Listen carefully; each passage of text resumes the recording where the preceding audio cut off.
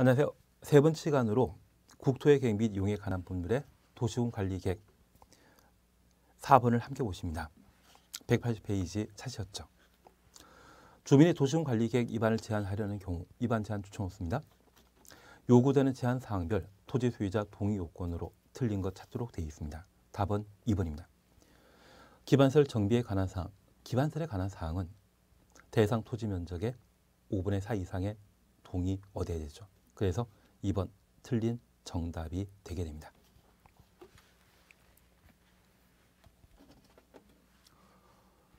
우리가 앞서 도시군 관리 계획에 관한 사항을 함께 정리하시면서 절차에 관한 사항을 함께 보신 적 있습니다. 여기 도시군 관리 계획은 6가지 사항에 도시군 관리 계획 위반권자가 위반하고 결정권자에게 결정 신청하도록 되어 있습니다.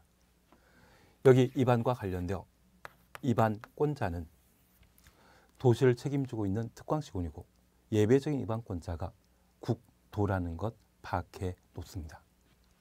그리고 두 번째, 위반 기준과 관련되어서는 국토교통부 장관이 결정하게 되는데 특별히 차등이란 말이 있습니다. 도시군 관리 계획으로 결정하는 학교, 도로 등의 도시군 계획설 규모에 대해 도시, 농촌, 산촌, 인구 밀도를 고려하여 차등하여 위반하여야 한다. 강행 규정입니다. 그리고 두 번째, 함께 위반이란 말이 있었습니다. 도시군 관리 계획을 조속히 위반하기 위해 광역도시계획이나 도시군 기본계획 수립할 때 함께 위반할 수 있다. 그래서 차등이라는 말 보게 되면 위반해야 한다. 함께란 말 보게 되면 위반할 수 있다. 그걸 각각 기준에서 정리해 놓습니다. 그리고 세 번째, 위반 제한입니다. 현재 도시군 관리 계획은 위반 결정을 행정청이 하고 있는데 행정청 아닌 자가 도시군 관리 계획에 관여하는 방법으로서 위반 제한 제도가 있습니다. 여기 위반 제한도 올 7월 달에 대통령령이 확정되게 되면 그때 다시 한번 최종 정리하셔야 되는데 특별히 행정청이 다른 행정청에 부탁하면 요청이라 표현하고 비행정청이 행정청에게 부탁하는 것을 제한이라 표현하게 됩니다. 그래서 주민 및 이해관계인이 도시군 관리계획 위반할 수 있는 국장, 시도지사, 시장, 군수에게 기, 지, 산, 대, 입 5가지 사항을 위반 제한할 수 있습니다. 기반설의 설치, 정비, 개량과 지구 단위 계획, 산업유통개발진흥지구, 폐지되는 용도지구의 행위 제한, 입지 규제 제소 구역과 그 계획을 제한할 수 있습니다.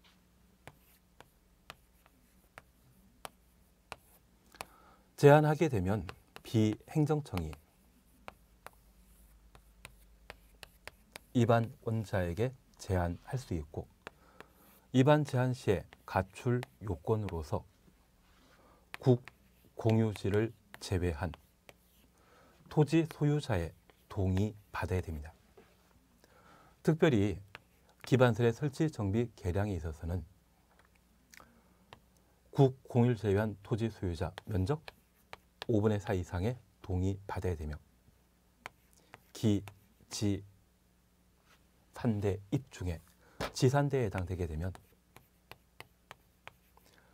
국공유를 제외한 면적 3분의 2 이상의 토지 소유자 동의 받아야 됩니다. 입지 규제 제소 구역과 관련되어서는 7월 달에 개정되면 다시 한번 정리하셔야 됩니다.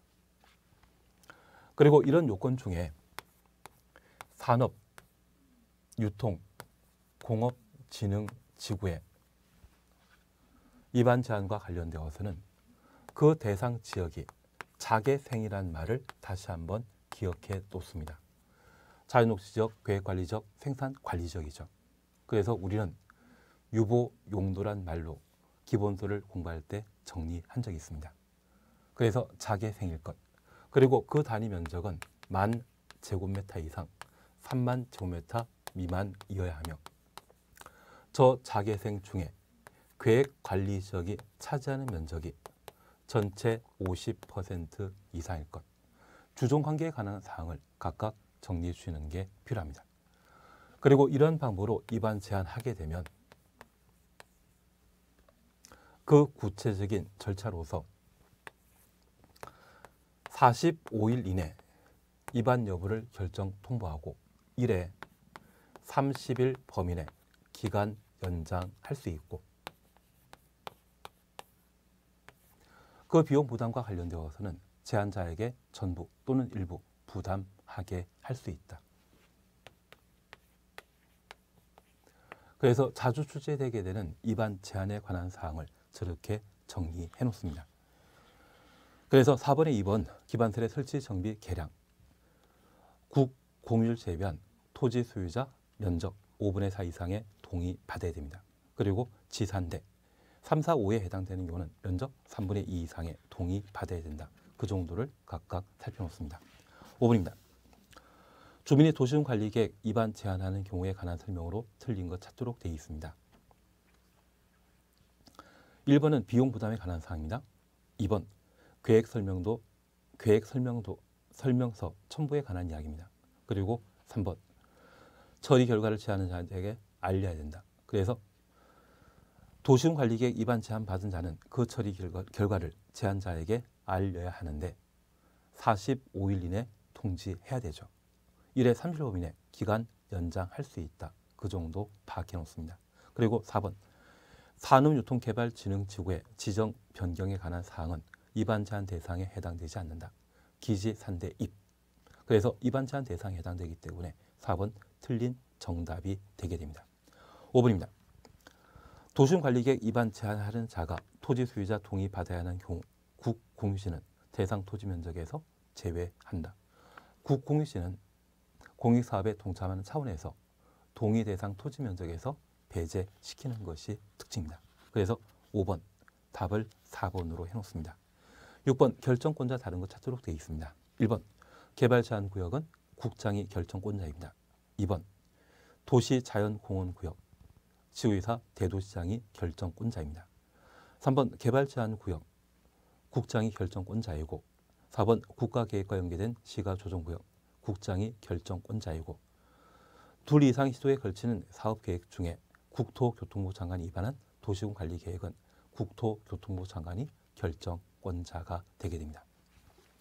그래서 우리 결정권자와 관련되어 국장이 결정할 수 있는 것은 세 가지였습니다.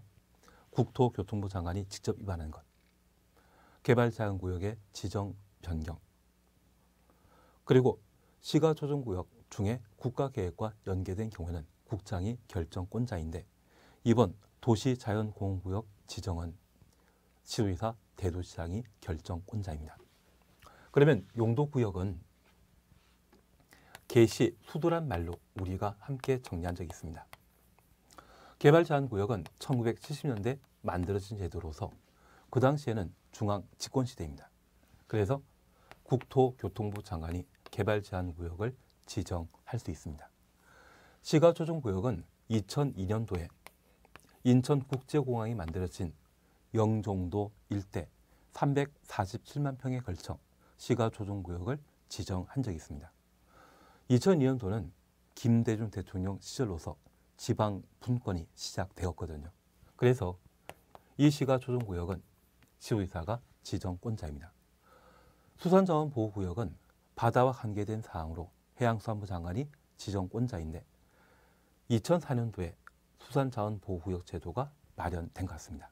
그리고 최근 도시자연공원구역 제도가 존재하는데 지금은 지방 분권이 강화되어 저 도시자연공원구역을 시도지사 외 대도시장의 경우에도 도시자연공원구역을 결정할 수 있습니다. 그래서 용도구역과 관련된 제도는 만들어진 순서에 따라 지정권자, 도시군관리계획 결정권자가 계속 변경되고 있다. 그 정도를 파악하시는 게 필요합니다. 그래서 도시자연공원구역은 국토교통부 장관이 결정하는 것 아니죠. 그래서 2번 틀린 정답으로 해놓습니다. 182페이지의 용도, 지역, 지구, 구역에 관한 문제를 이제 함께 보십니다. 1번입니다. 도시역에 해당되지 않는 것 찾도록 되어 있습니다. 답은 1번 계획관리지역이죠. 그래서 용도지역제와 관련되어서는 그 대상에 관한 사항, 기본적인 문제가 출제되기 때문에 확인해 놓습니다. 계획관리지역은 비도시역이기 때문에 답을 1번으로 해놓습니다. 2번입니다. 용도지역, 용도지구, 용도구역에 관한 설명으로 틀린 것 찾도록 되어 있습니다. 1번 국장이 용도지역 지정하는 경우 도시군관리계획으로 결정한다. 용도지역은 결정권자인 국토교통부 장관, 지휘사, 대도시장이 용도지역을 결정할 수 있습니다. 그래서 1번 맞습니다. 2번 지도이사는 도시자연공원구역의 변경을 도시군관리계획으로 결정할 수 있다. 도시자연공원구역은 지도이사, 대도시장이 결정권자로서 2번 옳은 지문입니다. 3번입니다. 지도이사는 법률이 정하고 있는 용도지구 외 새로운 용도지구를 신설할 수 없다. 없다란 말로 끝나면 19은 틀린 지문이죠. 그래서 3번 옳은 정답입니다. 여기 용도지구와 관계된 사항은 용도지역의 기능을 증진시키기 위해 도시군 관리계획으로 결정할 수 있는 제도로서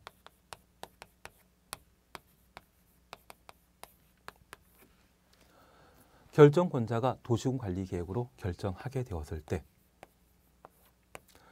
결정할 대상을 법령에서 9가지를 정해 놓고 있습니다. 취계특보, 그래서 취락지구, 개발진흥지구, 특정용도제한지구, 보호지구, 경복고, 경관지구, 복합용도지구, 고도지구, 방방, 방화지구, 방제지구, 이 9가지를 국토의 계획 및 이용에 관한 법령에서 정해 놓고 있습니다. 그리고 취락지구와 개발진흥지구, 보호지구, 경관지구, 방제지구에 대해서는 법령에서 해당 용도지구를 세분하고 있습니다. 그리고 이 용도지구는 지역의 특수성을 고려하여 조례로 용도지구를 신설하거나 세분하거나 추가 세분 가능한데 조례로 신설하는 것 충분히 가능하다라는 것 파악해 놓으시고 저 조례로 법령이 정한 용도지구를 세분하거나 추가 세분하는 것으로서 특경, 특중이란 말을 기억해 놓습니다. 특경, 특중이란 말 기억해 놓습니다. 예전에는 특검이라는 게 있었는데 이제 수사권이 경찰에도 이관되었기 때문에 특경, 특별 경찰도 존재할 겁니다. 이들은 특별히 중요한 사건을 수사하게 될 텐데 그것을 특경, 특중이란 말로 대신하게 됩니다. 그래서 특화 경관지구와 경관지구, 특정 용도 제한지구, 중요 시설물 보호지구 이 4가지에 대해서는 조례로 추가 세분할 수 있는 용도지구이다. 그 정도 보시면서 3번 용도지구는 법률이 정하고 있는 용도지구에 조례로 추가할 수 있죠. 신설할 수 있죠. 그래서 답을 3번으로 해놓습니다. 4번 집단취락지구란 개발제한구역 안에 개발제한구역 추정수입니다. 취락정비하기 위해 필요한 지구를 말합니다. 그래서 취락지구는 자연취락지구와 집단취락지구로 구분하고 있는데 녹관 농자의 취락정비하기에 지정하게 되면 자연취락지구로 개발제한구역에 취락정비하고자 한다면 집단취락지구로 세분할 수 있습니다. 그리고 5번 방제지구의 지정은 도시군 관리계획으로 결정하는 경우 방제지구에 재저감 대책을 포함하여야 한다. 그래서 천재지변으로 홍수가 늘 발생하는 곳을 방제지구로 지정하게 되면 그 방제지구에 어떤 방법으로 저감시킬 수 있는지 대책 마련도 필수적인 것이 되게 됩니다. 그래서 5번 옳은 지문입니다. 답은 3번으로. 3번입니다. 도시지역 중에 건폐율 최대 한도가 낮은 지역부터 높은 지역으로 옳게 나열하는 것 찾도록 되어 있습니다. 답은 5번입니다. 5번 확인만 해놓습니다. 잠깐 우리 이렇게 보십니다. 국토의 개미 이용에 관한 법률은 도시군 관리 계획과 개발 행위 허가 두 개 체계로 구성되어 있습니다.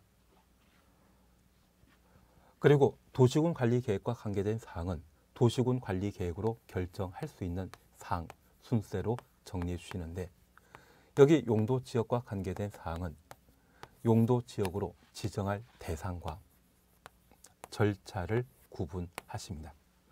현재 용도 지역은 도시군 관리 계획의 결정권자인 국장, 지휘사, 대도시장이 도시군 관리 계획으로 관할 구역 안에 토지를 어떤 용도로 사용할 것인지 결정하게 됩니다.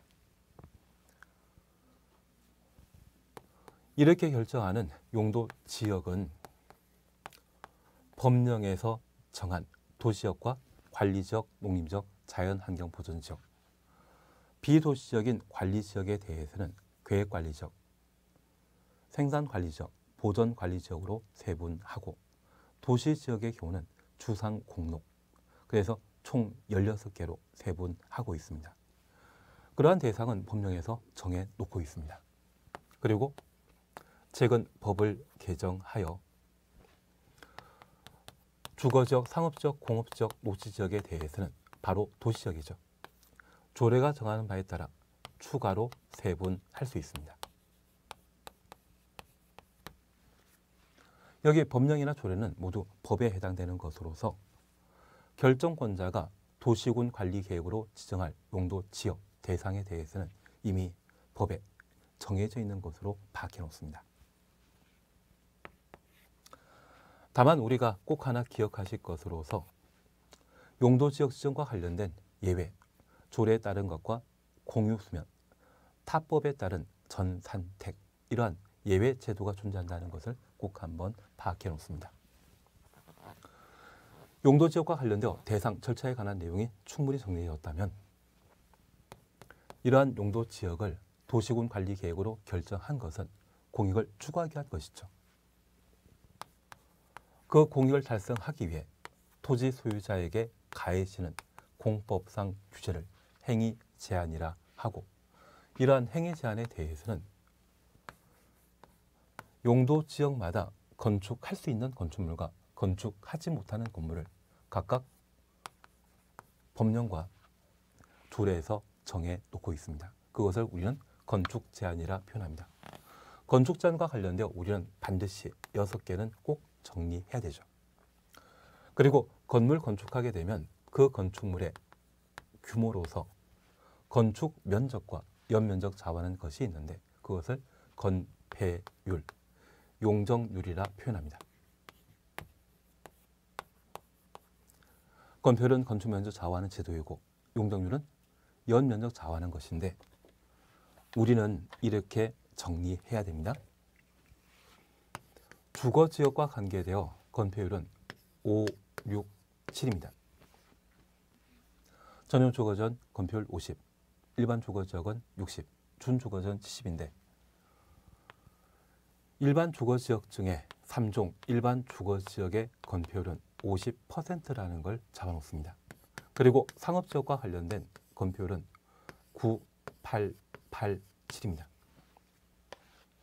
그래서 우리 수업 시간 중에 상업지역은 중심 상업지역과 일반 상업지역, 유통 상업지역, 근린 상업지역으로 각각 구분하고 있는데, 우리 주변의 중일도 편의점에서 알바하면 근육 생기지 않습니까? 그래서 중일, 유근이란 말로 상업지역 구분해 놓습니다.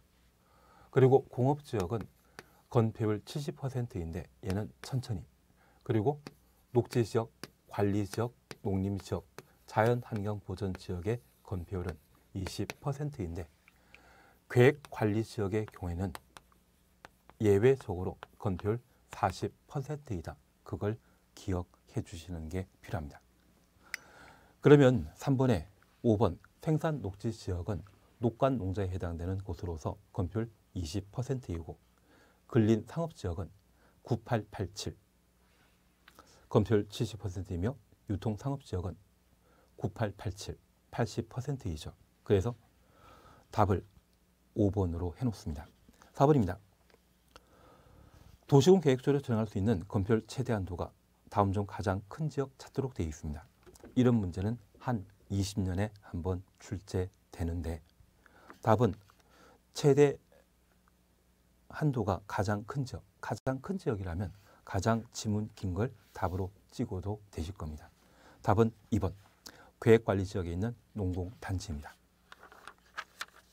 이쪽은 한 20년에 한 번 출제되는 사항으로 이 정도를 한번 봐주십니다. 그리고 바로 5번 함께 보십니다. 용적률 최대 한도가 낮은 지역부터 높은 지역으로 순서를 나열한 것 찾도록 되어 있습니다. 그래서 기업, 준주거지역, 준공업지역, 일반공업지역 3종 일반 주거지역을 각각 서술하고 있는데 우리 용적률과 관련되어 주거지역은 1, 3, 5로 구분했습니다. 그래서 제1종 전용 주거지역은 용적률 100, 3종 일반 주거지역은 용적률 50. 그러면 1종 전용 주거지역이 100이고 2종 전용 주거지역은 용적률 50 조정해서 150. 1종 일반 주거지역은 200, 2종 일반 주거지역은 250, 3종 일반 주거지역은 용적률 300%가 됩니다. 준주거지역은 500%이죠. 그리고 상업지역은 아주 큰 건물 건축하기 때문에 5319로 기억하기로 했습니다. 1000제곱미터는 당연하고 1000%는 당연하고 중심상업지역은 1500, 일반 상업지역은 1300, 유통상업지역은 1100, 근린상업지역은 900%입니다. 그래서 200%씩 용도지역 변경될 때마다 낮아지죠. 그리고 공업지역과 관련되어서는 3사란 말로 정리해 주시는데 전용 공업지역은 300, 일반 공업지역은 350, 준공업지역은 400. 그래서 공업지역은 용도지역 달라질 때마다 50%씩 용적률이 조정되게 됩니다. 그리고 녹가농자는 비개발 용도이기 때문에 기본 용적률은 80%인데 자연녹지지역과 생산녹지지역, 계획관리지역, 자생계, 자연녹지지역, 생산녹지지역, 계획관리지역. 그래서 이때 생은 생산관리지역이 아니라 자연녹지지역 뒤에 나오기 때문에 생산녹지지역입니다. 이 세 가지 기호는 용적률을 100%로 정해 놓게 됩니다. 그러면 이런 문제가 나오면 준주거지역은 135, 용적률 500입니다. 그리고 중공업지역은 34, 용적률 400%입니다. 일반 공업지역은 350이죠. 그리고 3종 일반 주거지역은 300%이기 때문에 낮은 지역부터 높은 지역으로 조율되어 있는 것은 리얼 3종 일반 주거지역 300 먼저 놔야 되고 350%인 디귿 일반 공업지역이 그리고 400%인 중공업지역 500%인 준주거지역이 열거되어 있는 5번을 답으로 해놓습니다. 건폐율 용적률과 관련되어서는 우리가 몇 번 반복해서 스스로 문제 풀고 나면 쉽게 문제 맞출 수 있을 겁니다. 6번입니다. 용도지역별 용적률 최대 한도가 다음 중 가장 큰 것 찾도록 되어 있습니다. 답은 3번입니다. 준주거지역 용적률 500%이죠. 그래서 이런 형태의 문제는 건폐율 용적률과 관련된 기본적인 사항들을 우리가 잘 정리하고 있기 때문에 쉽게 해결할 수 있는 내용이 아닌가 싶습니다. 하실 수 있죠. 그리고 7번입니다. 용도지역 세분 중에 편리한 주거환경 조성하기 위해 필요한 지역, 편리한 주거환경 조성 파악하시면 이건 일반 주거지역을 의미하는 것이죠. 양호한 주거환경 보호란 말 쓰게 된다면 그때는 전용 주거지역이고 편리한 주거환경 조성이란 말 쓰게 되면 그때는 일반 주거지역과 관계된 설명이 되게 됩니다. 그곳에 건축할 수 있는 건축물 아닌 것 찾도록 되어 있습니다. 1번 동물 미용실, 조례 고려하지 않음 단서 살펴놓습니다. 여기 동물 미용실은 2종 근린 생활설에 해당되는데 2종 근린 생활설은 일반 주거 지역에는 건축할 수 없습니다. 그래서 1번 답으로 해놓습니다.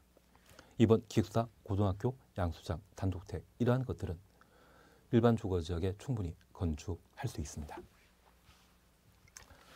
그러면 우리 건축 제한에 관한 사항을 이제 함께 보게 되는데 이 건축 제한과 관계된 사항은 늘 6가지를 알고 있으면 어떤 형태의 문제도 풀 수 있습니다.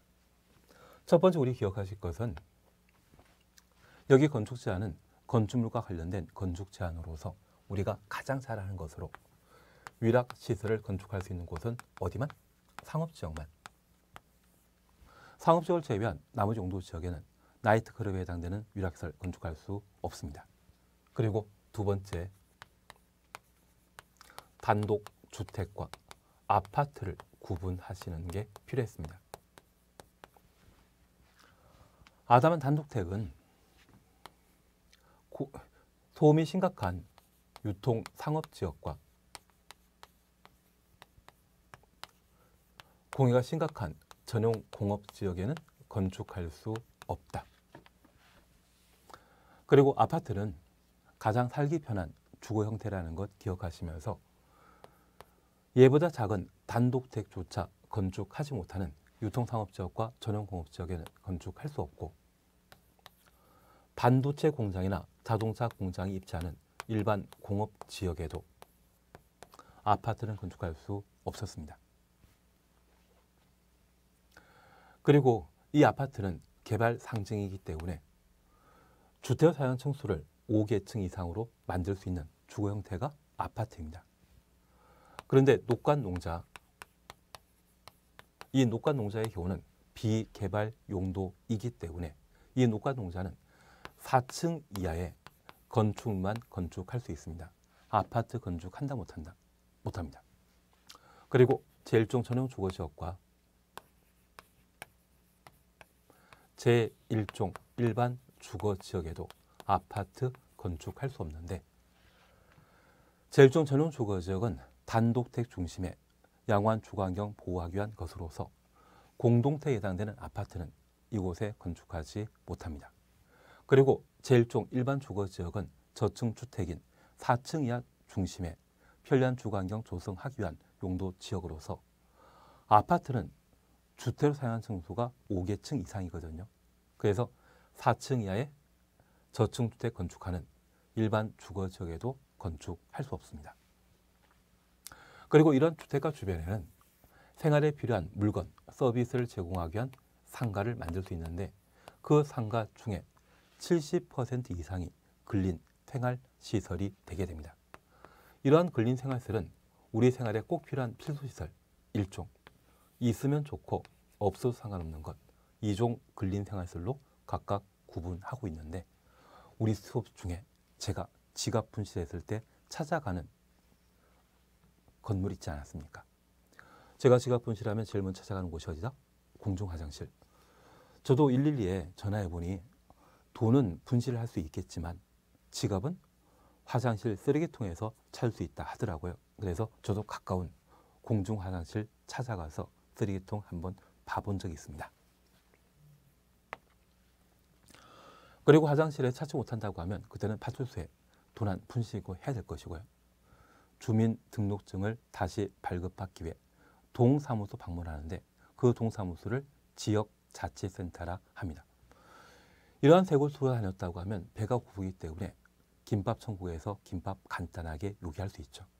그런 김밥 천국을 휴게 음식점이라 하고 바다 면적 300제곱미터 미만의 경우는 일종 근린 생활설이 되게 됩니다. 나는 빵을 먹어야 되겠다. 제과점 가시면 되죠.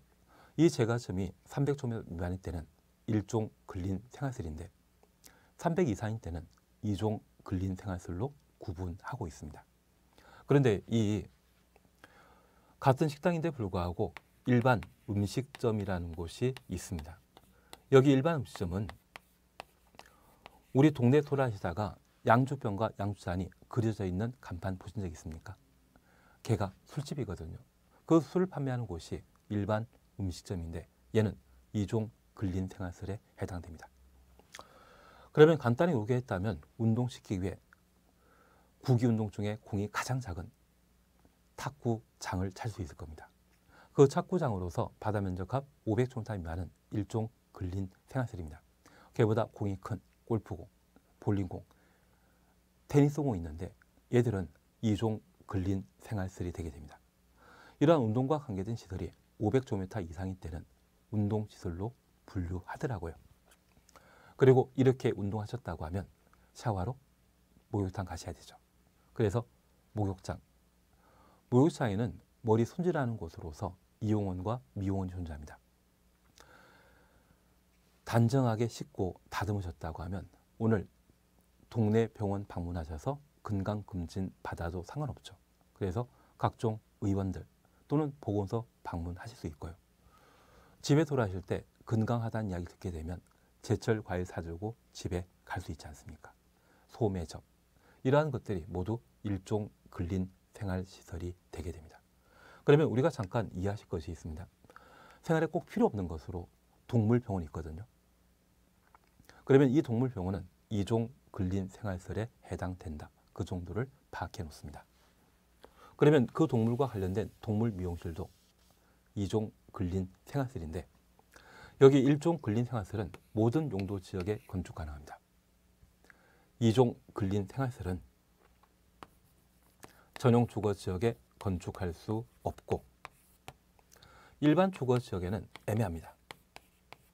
여기 일반 주거 지역은 법령에 따르면 2종 근린 생활설은 건축할 수 없는데 조례상 가능합니다. 만약 시험 주문에 조례에 관련 규정을 배제한다. 그러면 법령만 가지고 묻겠다는 이야기거든요. 그런 취지일 때 2종 근린 생활설은 일반 주거 지역에는 건축할 수 없다. 그렇게 답해 주셔야 됩니다. 그래서 근린 생활설에 관한 정리 저렇게 함께 해 주셔야 됩니다. 그리고 묘지 관련설입니다. 여기 묘지 관련설은 아파트 단지 한가운데 앞에다가 화장터 등을 만들게 되면 집값 떨어진다 난리 나겠죠. 그래서 이 묘지 관련설은 사람이 거의 살지 않는 녹간 농자에만 건축할 수 있습니다. 사람 많은 곳에 묘지 관련시설 만들겠다고 하면 그 자체가 잘못된 지문으로 판단해 놓습니다. 그리고 학교, 전용 공업지역에는 건축할 수 없죠.